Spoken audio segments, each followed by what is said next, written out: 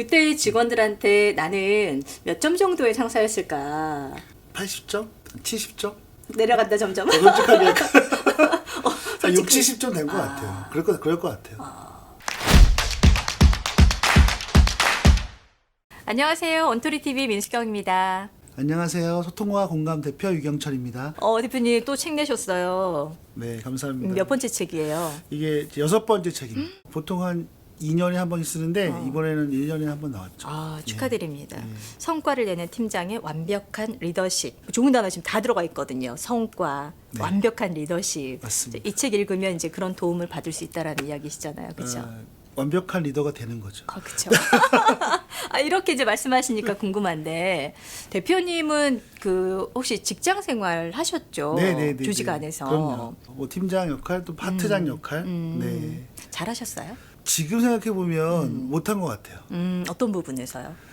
제가 이제 뭐 오랫동안 강의하면서 이런 책을 썼잖아요. 네네. 근데 지금 이걸 알았다면 그때 훨씬 잘했을 텐데 사실 그때는 이런 지식도 별로 없고 네. 경험도 없어서 굉장히 뭐 좌충우돌 되게 어려웠던 것 같아요. 제일 아쉬웠던 건 뭐예요? 네, 리더로서. 그러니까 리더 역할과 책임이라는 게 있는데 이제 그걸 좀 명확하게 내가 인지하고 있었다면 조금 더 성과도 낼 수 있고 그다음에 흔들리지 않고 바로 갈 수 있었을 텐데 뭐 특별히 배운 게 없으니까 내 나름대로의 스타일대로 하다 보니까 시행착오도 굉장히 많이 겪었고 그다음에 그러니까 스트레스도 많이 받고 막 갈등도 생기고 막 싸우기도 하고 그랬던 것 같아요. 그때 직원들한테 나는 몇 점 정도의 상사였을까? 한 80점?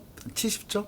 내려간다 점점. 솔직하게 한 솔직히. 6, 70점 된 것 같아요. 그럴 것 같아요. 어쨌든 그 완벽한 리더를 꿈꾸는 분들 굉장히 많을 텐데 방금 전에도 말씀하셨지만 정말 완벽한 리더가 있을 수 있느냐? 모든 부하 직원들한테 100점 받는 리더가 있을 수 있느냐? 그런 질문을 많이 하시더라고요. 책의 제목을 보고 내 친구는 아니 어떻게 완벽할 수가 있어? 좀 부담스럽대. 그러니까 제목 자체가 너무 좋은 말들이 있긴 한데 근데 제가 굳이 완벽한 단어를 넣은 거는 우리가 완벽할 수가 없잖아요. 근데 사실 완벽하게 가까이 가고 싶은 욕망. 그러니까 이 책을 읽으면 뭐 완벽하게 되진 않더라도 좀 완벽하게 리더 역할을 할 수 있는 그러한 어떤 자질과 역량을 가지게 되지 않을까 그러니까 그런 소망에서 사실은 제목을 넣게 됐습니다. 정말 나는 좋은 리더가 되고 싶은 마음이 간절해. 근데 방법을 잘 모르겠어 하는 분들한테 좀 핵심적인 내용들만 좀 전해주시겠어요? 네, 뭐 제가 책을 이제 보시면 사실 처음 나와 있는 것들이 리더 역할과 책임, 두 번째가 리더의 역량, 세 번째가 리더의 신뢰거든요. 근데 이 세 가지를 앞에 배치한 이유가 네. 그냥 가장 기본적으로 사실은 알아야 되는 것들인 거예요. 뭐 리더의 역량과 역할과 책임은 7가지가 있는데 가장 중요한 건 뭐 성과를 내야겠죠. 그렇죠? 그리고 이제 두 번째 요즘에 제일 중요한 특히 이제 MZ 세대들이 굉장히 이제 대세를 이뤘잖아요. 성장에 좀 지원하는 리더. 그들이 성장할 수 있도록 계속 코칭과 피드백을 통해서 지원하고 또 본인의 성장도 중요하지만 그들이 성장하면서 같이 성과를 내는 그러한 역할을 하는 게 되게 중요하죠. 뭐 세 번째는 또 협업하는 거. 그래서 우리 조직만 잘 된다고 해서 되는 건 아니잖아요. 그래서 다른 팀, 다른 부서와 함께 잘 협업해서 변화 혁신을 이뤄낼 수 있는 그런 것들을 해낼 수 있는 것들. 하나 더 말씀드리면 뭐 리더의 자기 개발이죠. 그래서 제일 저는 이거 되게 중요한데 그 어떤 조직은 그 리더의 수준만큼밖에 성장할 수 없다고 합니다. 왜냐하면 리더가 어느 뭐 50점밖에 안 되는데 그 조직은 50점 이상 갈 수 있을까요? 그래서 항상 부족하다는 생각을 갖고 리더가 공부하고 학습하고 또 피드백 받아서 성장할 수 있다면 사실 그 조직은 같이 성장하는 것이 아닌가 그런 생각이 드네요. 리더가 성장한다라는 것의 의미가 뭘까요? 뭔가 정보, 지식, 기술 이런 것들을 좀 앞에서 리드할 수 있어야 된다라는 그런 의미일까요?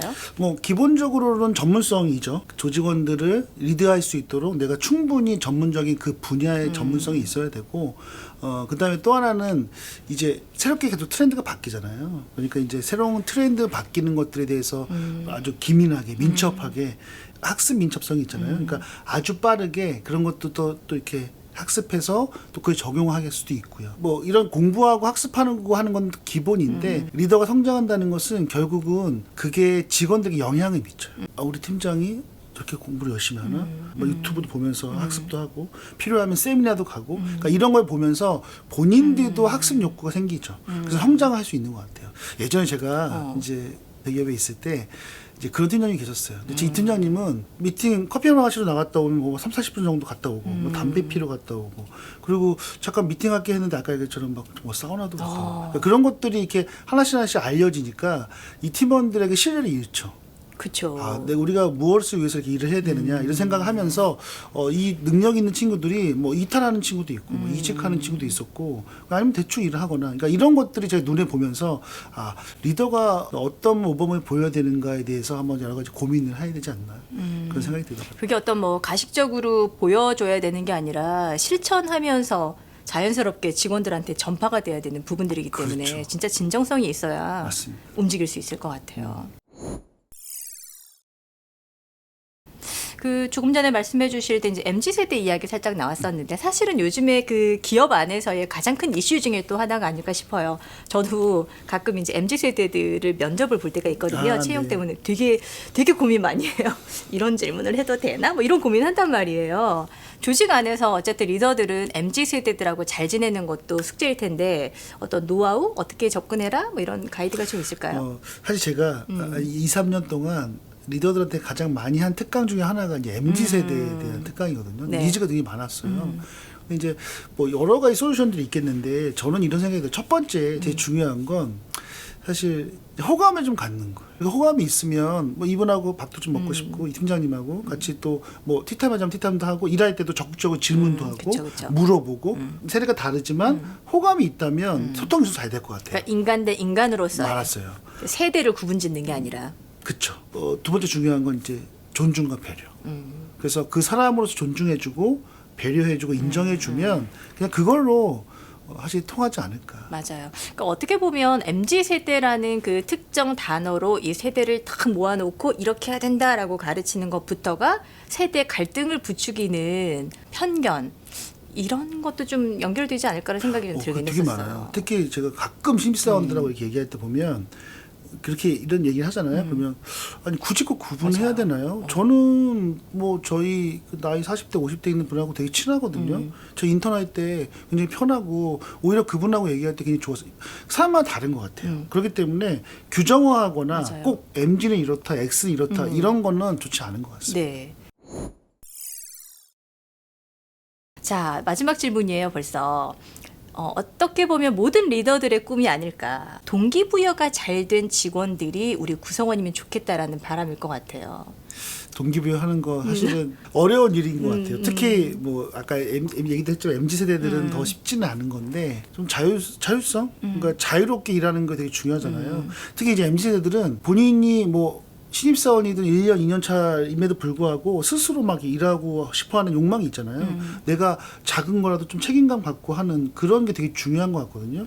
근데 이제 과거에 또 이제 기성세대 분들은 또 그런 것들을 싫어하는 분들 계셔요. 너는 지금 몇 년 차 안 됐는데 그냥 해. 이렇게 막 푸시하거나 그러는 경우 있거든요. 저는 이제 인상적으로 봤던 게 넷플릭스 사례가 이제 굉장히 인상적이었는데 그 조직 문화가 굉장히 유명하잖아요. 근데 거기는 굉장히 그 신입이라 하더라도 그 사람이 전문가라고 인정을 받으면 굉장히 큰 뭐 몇억, 몇십억 이런 것도 의사결정할 수 있대요. 먼저 의사결정하고 급하면 팀장한테 나중에 보고해도 된다. 근데 뭐냐면 자율적으로 믿어주는 거거든요. 약간 권한이임도 있는 거죠.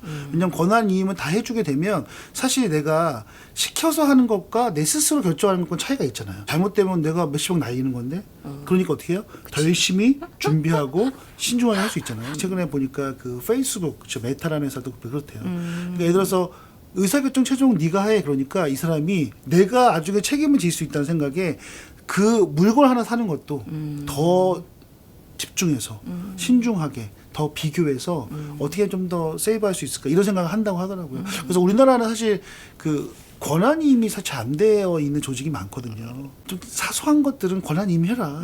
뭐 이거 잘못돼서 크게 문제 안 될 거는 그냥 권한임 하고 문제 생기면 그때 피드백 주고 그다음에 다음에 잘하면 되잖아. 이렇게 피드백 주면 더 열심히 할 것 같아요. 그러니까 신뢰를 주면 신뢰를 얻습니다. 뭐 잘할 수 있어? 뭐 실수했잖아. 그러니까 이런 식으로 얘기하게 되면 날 믿을 수 없겠죠. 그런 것들도 문제가 클 것 같아요. 어쨌든 오늘 그 성과를 내는 팀장의 완벽한 리더십의 아주 일부만, 정말 아주 일부만 좀 소개를 해드렸는데, 우리 대표님이 생각하실 때 리더는 땡땡땡이다. 트러스트. 서로 믿어주는 것. 맞습니다. 그런데 요즘은 서로를 불신하는 게 많죠.